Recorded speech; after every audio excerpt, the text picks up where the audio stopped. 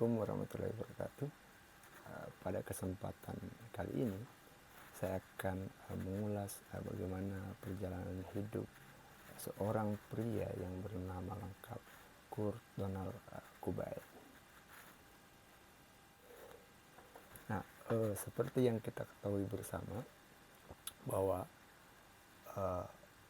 baik pada masa hidupnya bahkan hingga kini ia telah berpulang, Kurt Cobain masih selalu dibicarakan gitu pada halayak musik gitu. Hampir selalu ada hal baru yang diperbincangkan di permukaan. Berita terbaru, kalau teman-teman pernah melihat cover dari album Nevermind, itu seorang anak bayi yang tidak berbusana di sebuah kolam gitu yang dijadikan cover. Nah, anak itu waktu itu berumur 4 bulan saat dipotret. Dia bernama lengkap Spencer Eldon gitu. Nah, kini anak itu berusia 30 tahun. Nah, tahun lalu dia melakukan gugatan terhadap pihak Nirvana. Yang masuk dalam gugatan itu yang pertama Dave Grohl, kemudian Chris Novoselic, kemudian lagi Love, kemudian juga manajer asetnya Kurt Cobain, kemudian hingga pada fotografer yang juga adalah orang-orang yang hingga kini masih menikmati hasil dari album tersebut gitu. Spencer Eldon merasa yang dilakukan pihak Nirvana pada waktu itu merupakan eksploitasi seksual kepada anak-anak gitu. Masing-masing pihak yang digugat tadi itu dituntut sebesar 2,1 miliar. Nah, pada 3 Januari gugatannya, kabar terbarunya itu gugatannya ditolak karena dia melewatkan tenggat waktu untuk menanggapi mosi para terdakwa untuk membatalkan kasus tersebut. Namun kemudian hakim masih memberikan dia kesempatan per hari ini, video ini dibuat pada tanggal 13 Januari untuk kembali menanggapi mosi para terdakwa gitu. Semasa dalam menceritakan perjalanan hidup Kurt Cobain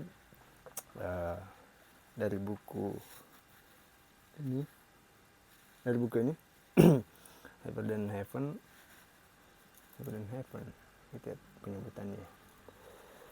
Ini buku terjemahan dan juga mungkin hasil bacaan-bacaan saya yang lainnya kayak gitu. Nah, kenapa Heaven and Heaven ini menjadi rujukan awal saya, jadi sumber utama karena ada banyak pihak yang mengatakan bahwa buku ini adalah buku termasyhur tentang perjalanan hidup dari Kurt Cobain. Aberdeen Daily World menyebut bahwa buku ini adalah mungkin akan diakui selamanya sebagai biografi definitif dari Kurt Cobain karena dikerjakan secara serius dalam kurun waktu 4 tahun dan juga melalui proses wawancara sebanyak 400 orang kayak gitu. Tentunya juga kita tidak menafikan buku-buku lain gitu. Ada beberapa buku yang bisa juga jadi rujukan gitu.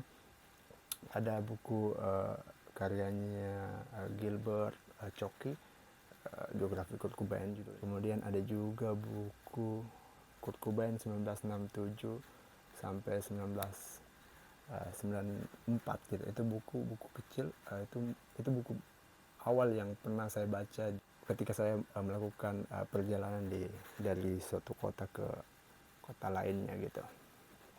Ada juga buku All Apologies, kemudian About Sound. Kan juga bisa merujuk pada beberapa rilisan majalah Rolling Stone dan juga referensi lain. Nah, yang terdekat, buku yang baru saja saya baca Juga ini mungkin akan saya ulas berikutnya di buku biografinya Dave Grohl, drummernya Nirvana juga. Ini juga sedikit mengulas beberapa serpihan hidup dari Kurt Cobain. Kita mulai dari masa kecilnya. Nah, masa kecil Kurt Cobain, dia identik dengan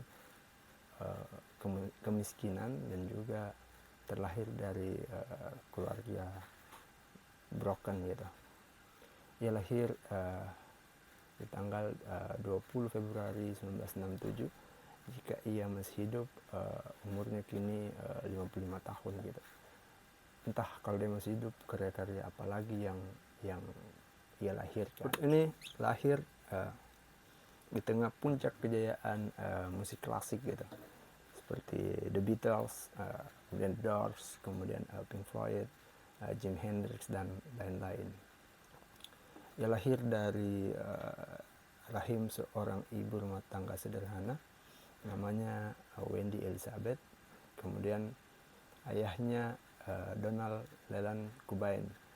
Ayahnya ini adalah seorang montir bengkel dengan gaji $6.000 per tahun.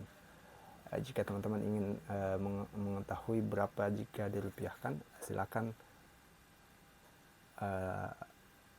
lihat berapa tingkat inflasi Amerika di tahun itu, kayak gitu. Persoalan keuangan jadi salah satu sumber pertengkaran dan perceraian kedua orang tuanya. Satunya warisan paling berharga yang dimilikinya yaitu hanya beras tampannya. Soal bakat, walau juga ada banyak orang yang mendapatkan bakatnya itu dari genetik, tapi kalau mempelajari hidup Kurt Cobain, soal bakat, passion, karakter yang membentuk dia itu dia dapatkan dari upaya dirinya berlatih dengan keras gitu dan penuh totalitas di dalamnya gitu. Kurt itu mulai tertarik dengan musik di usia 2 tahun. Suatu ketika di usia 4 tahun dia berjalan-jalan ke sebuah taman gitu. Disaksikan oleh bibinya. Balik dari taman itu dia kemudian bernyanyi gitu.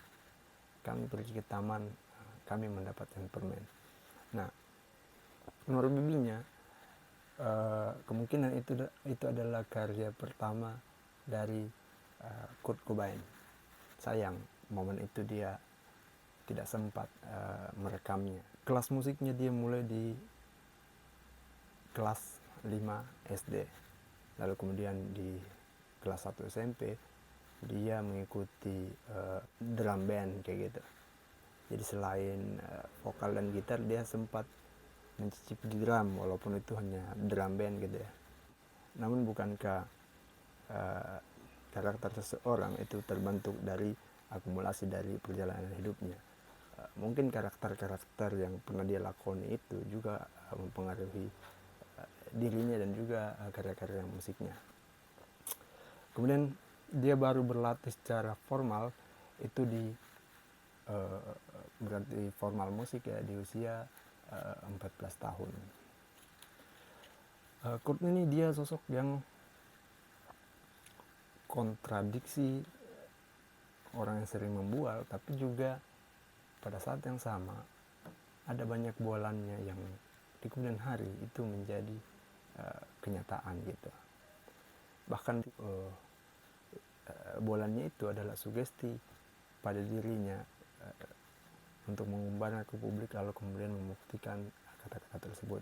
Jadi ini agak aneh karena memang dia sejak kecil memiliki teman imajiner yang bernama Boda.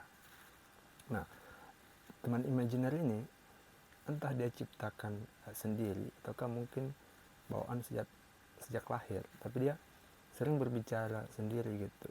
Nah, biasanya kalau orang kaget, ini anak kok bicara sendiri, kayak berimajinasi sendiri kayak gitu. Nah itu dia bicara dengan teman imajinernya ini yang bernama Boda. Itu mungkin yang membuat dia agak aneh dari orang-orang lainnya kayak gitu.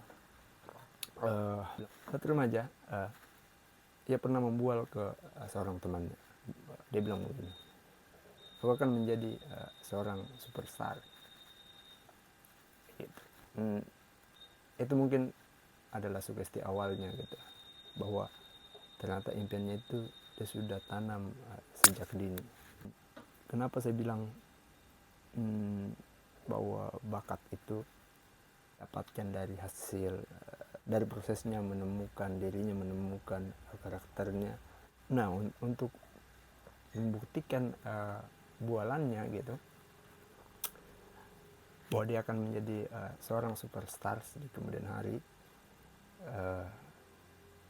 di tengah serba keterbatasan gitu, hidup dari keluarga miskin, broken gitu, dia berupaya keras untuk bagaimana survive dalam menjalani hidup dan juga meraih impiannya gitu.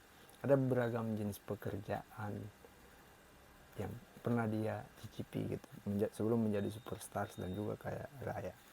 Pertama, Kurt ini di masa lalu sebelum terkenal dia pernah menjadi tukang cuci piring, kemudian pernah menjadi tukang potong rumput, kemudian pembantu umum, asisten koki, pramusaji, cleaning service, pemelihara sarana, pemasang karpet, hingga petugas kebersihan kolam renang. Suatu ketika ia juga pernah numpang makan di sebuah rumah sakit. Tentang tidur, karena dia tidak sanggup membayar kos-kosan atau kontrakan kayak gitu, ada fase hidup di mana ia tidur sekenanya di mana saja gitu.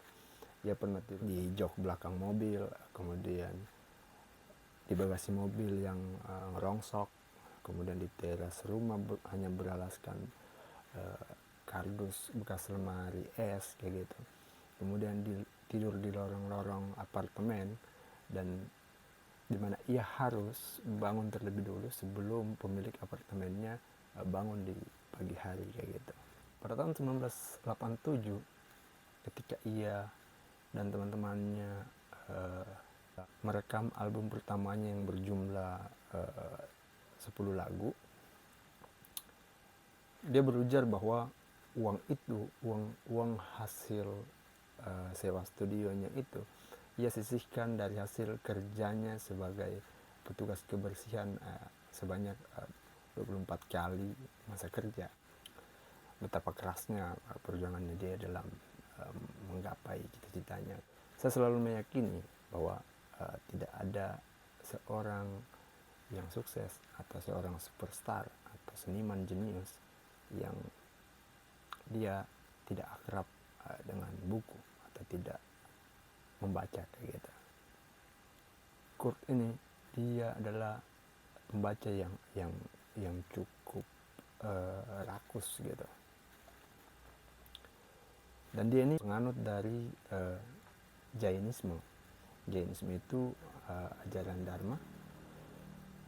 Jain itu bermakna agama penaklukan. Kalau nampak dari luar, dari gaya hidupnya gitu, Kurt memang sangat barat gitu, dari gaya hidupnya. Namun kalau kita melihat literasi dan bacaan-bacaan, apalagi ideologi yang dia anut gitu, yang dia yakini, dia sebenarnya sisi dalamnya itu sangat timur gitu. Kenapa saya bilang akrab dengan buku dan rakus buku? Beberapa karya-karya vandalismenya itu terinspirasi dari beberapa buku kayak gitu. Karena akrabnya dengan buku, keluarganya sering menghadiahi dia ketika dia ulang tahun dengan sebuah buku. Kurt juga sering tidur dan membaca di perpustakaan. Selain dihadiahi buku, buku juga merupakan benda yang sering dia jadikan hadiah pada beberapa kekasihnya gitu. Bahkan dengan istrinya, Courtney Love gitu, mereka itu di ranjang biasa saling membacakan buku kayak gitu. Suatu ketika dia menutup diri dari semua wartawan gitu. Dia jenuh dengan pemberitaan, dengan eksploitasi media terhadap hidupnya gitu. Dia menutup diri, dia tidak mau diwawancara. Namun ada salah satu jurnalis, karena dia adalah seorang penulis buku dan Kurt Cobain pernah membaca bukunya, maka pada momen tersebut dia mau diwawancara hanya dengan orang itu karena dia adalah seorang penulis. Selain Jainisme, Kurt juga akrab dengan karya-karya Shakespeare gitu. Selain buku, medium kesenian lain yang akrab dengan dia adalah film gitu. Dulu dia sering bikin film-film amatiran kayak gitu.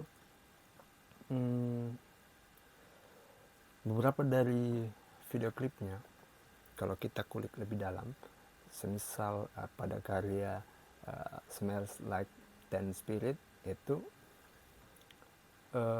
narasi besar dari video klip itu sebenarnya menggambarkan dirinya di masa perjuangan.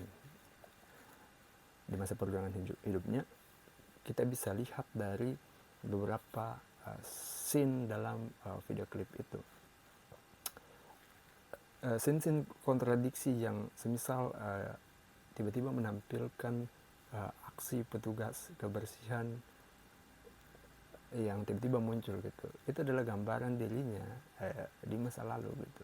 Pekerjaan yang dia lakoni. Pada video klip tersebut dia berupaya menghadirkan dirinya di masa lalu, dan itu adalah ide-idenya kayak gitu. Fase Nirvana. Sebelum membentuk Nirvana, Kurt Cobain sempat membentuk beberapa band gitu. Kita tahu bahwa Kurt ini dia pernah juga menjadi krunya Melvins. Pada tahun 1986 itu dia mulai ketemu dengan si Chris, basisnya. Jadi tadi dia mulai merekam merekam album pertamanya yang dari Keringatnya tadi. Baru di tahun 1988 dia menemukan nama Nirvana gitu. Waktu itu drummernya masih Dave Foster. Suatu ketika Dave Foster main ke rumahku, dia menemukan pamflet gig yang bertuliskan Nirvana. Dia tanya ke Kurt, ini siapa gitu? Kurt bilang, ini kita gitu. Artinya pencapaian terhadap sebuah kesempurnaan. Itu adalah arti dari Nirvana. Lebih dalam, Nirvana ini dalam Buddhisme, Nirvana adalah tempat yang dapat dicapai ketika seseorang telah bisa melampaui siklus reinkarnasi dan penderitaan hidup sebagai manusia. Hal itu dilakukan dengan cara meninggalkan nafsu duniawi, mengikuti 8 ajaran Buddha, dan melakukan meditasi serta praktik spiritual. Jemaahnya melakukan itu semua untuk mencapai nirwana, dan dengan demikian maka juga terbebas dari penderitaan hidup ketika semua proses spiritual tadi dilakukan. Kurt memang menganggap dirinya sebagai seorang Buddhis gitu. Namun praktik-praktik ibadah yang dilakukan itu tidak lumrah. Praktik ibadahnya yang dilakukan itu dengan cara menonton program acara dakwah agama Buddha di televisi hingga larut malam. Itu adalah ritual yang dia lakukan ya. Nah, pada tahun 1989 barulah kemudian album yang direkam tadi itu, album pertamanya, album Bridge, dirilis gitu. Nirvana bisa sebesar sekarang gitu.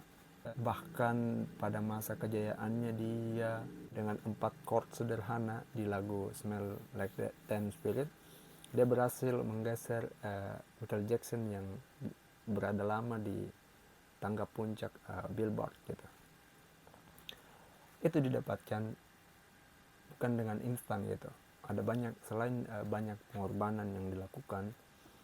Kalau kita melihat pada tahun 89 itu jumlah gignya Nirvana itu berkisar ada 100 gig yang dicicipi gitu. Maka tidak heran kalau mereka matang di panggung gitu. Jadi kalau dirata-ratakan, artinya dalam tahun itu ada sekitar, dalam sebulan ada sekitar 8 gig yang dicicipi. Artinya minimal seminggu itu 2 kali. Coba bayangkan 8 gig per bulan, belum latihannya gitu. Mereka memang total dalam bermusik sebelum kemudian album keduanya pecah dan menggemparkan dunia musik yang saat itu ada Mr. Big yang mesti gitarnya dipencet itu dari ujung ke ujung. Dia hanya dengan sederhana 4 chord dia mampu mendobrak semua pakem-pakem rock saat itu. Format ideal Nirvana itu terbentuk pada tahun 1990 pada saat Dave Grohl gabung ke Nirvana, melengkapi Kurt yang keras gitu dan juga melengkapi si Chris gitu, si basis.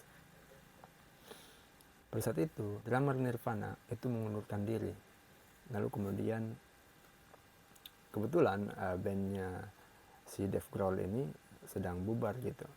Nah, salah satu personel Melvins lah yang menjembatani perjodohan mereka gitu. Dave Grohl meminta untuk mendapatkan band, kemudian personelnya Melvins itu merekomendasikan ke Nirvana. Mereka kemudian bertemu, kemudian jamming, ternyata satu hati gitu, enak mainnya kayak gitu, satu frekuensi juga. Setelah diskusi, maka terjadilah setahun bergabungnya Dave Grohl, mereka kemudian merekamlah album yang hingga kini masih menjadi album yang fenomenal, yang penjualannya mencapai 30 juta kopi di seluruh, terjadi pada tahun 1991. Lalu kemudian setelah itu mereka juga tidak terlena dengan popularitas dan segala gaya hidup glamor yang ada di kehidupan para rockstar gitu. Di 1993 juga mereka tetap produktif bikin album Utero. Terkait perjuangan, terkait marketing, Kurt ini memang orang yang sepenuh-penuhnya berjuang memperkenalkan karyanya di permukaan.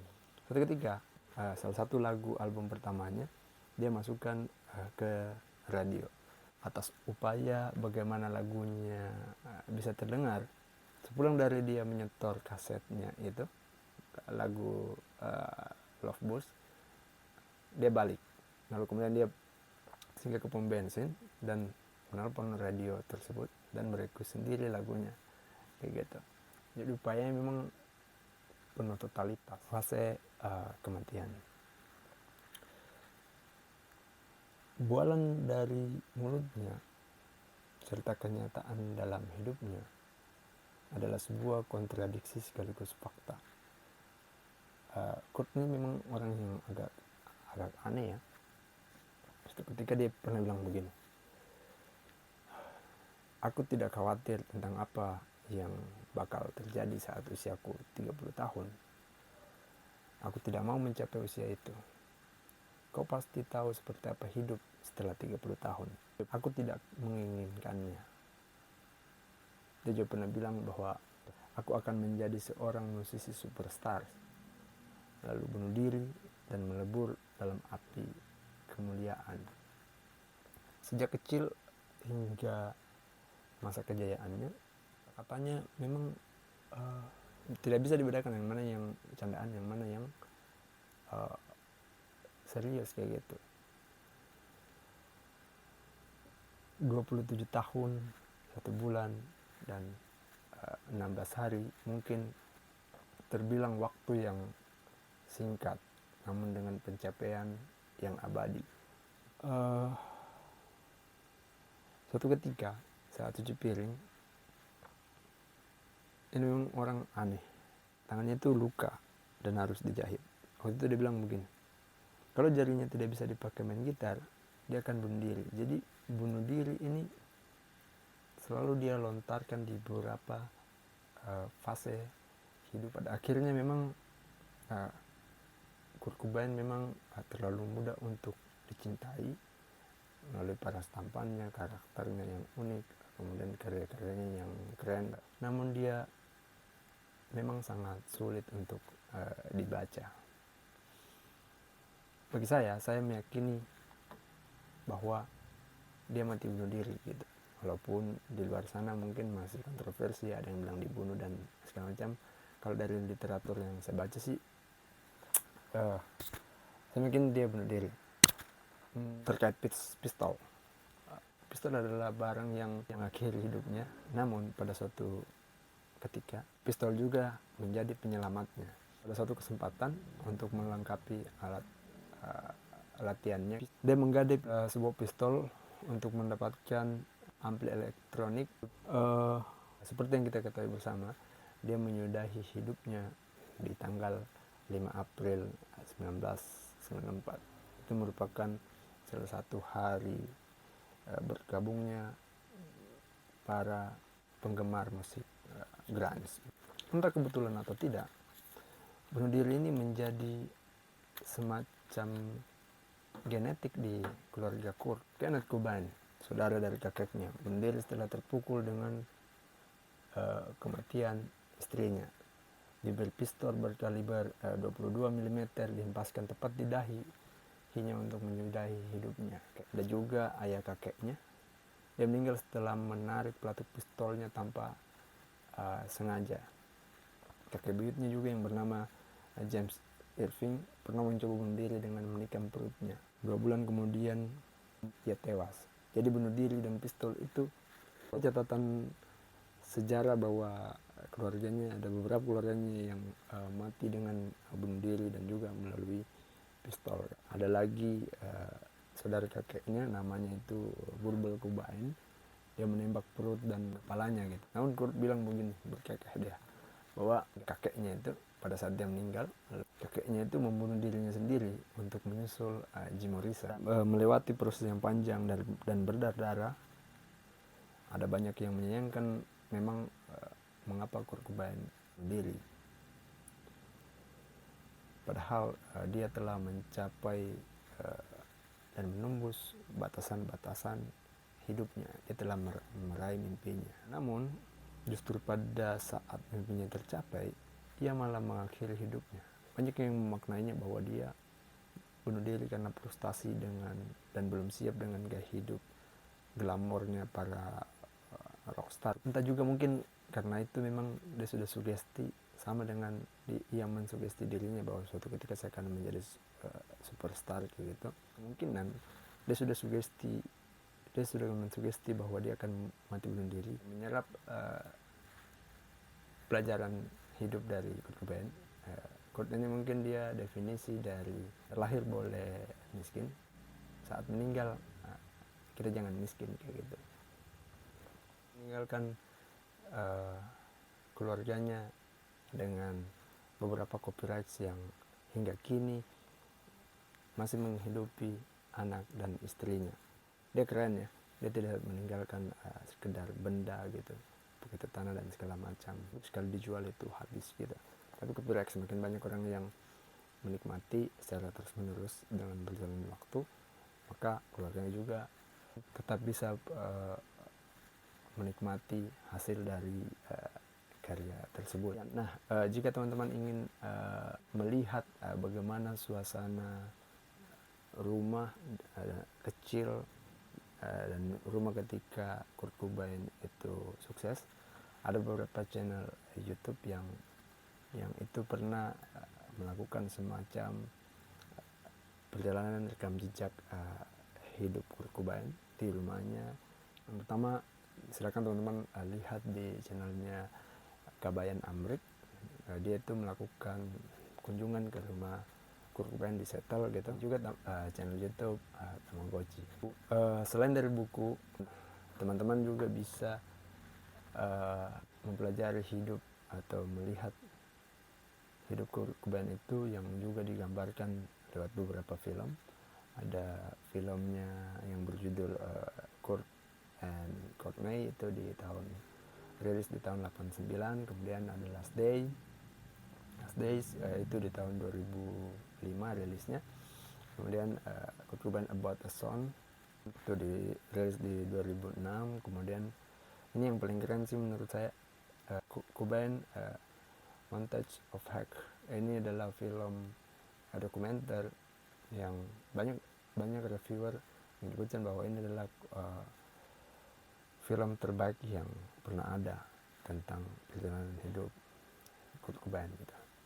Terakhir ada kata-kata keren yang saya paling sukai dari Kurt Cobain gitu. Satu ketika dia pernah bilang begini, "They look at me because I'm different. I look at them because they're all the same," gitu.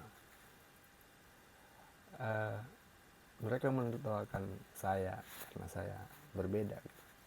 Saya menertawakan mereka karena mereka semua sama.